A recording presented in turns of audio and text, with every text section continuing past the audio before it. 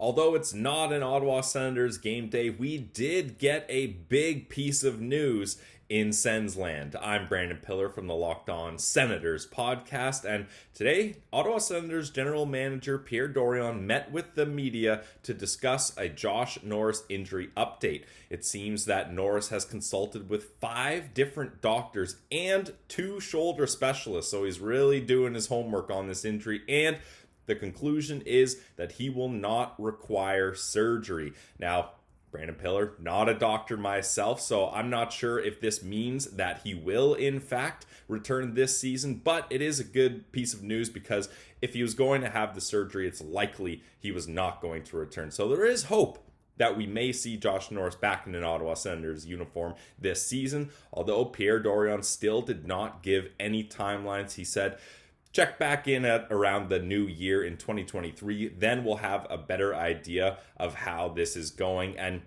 this is a completely different injury than his previous one. Same shoulder, but different injury. So hopefully some rehab and some rest will do him some good. And it would be great to see Josh Norris back for the Ottawa Senators, that's for sure. Pierre Dorion also touched on a couple of different things, including how he feels about Coach DJ Smith, where this team is at currently, if he's worried, if they're going to add another defenseman, and no real update on the Alex Formenton contract talks. So there's lots to dive into. You guys know we're going to get more into this in tomorrow's episode of the Locked On Senators podcast. You can find us on YouTube, on Apple Podcasts, on Spotify, wherever you get your podcasts. Check it out tomorrow. A big episode coming up. This is the Locked On Senators podcast, your team every day.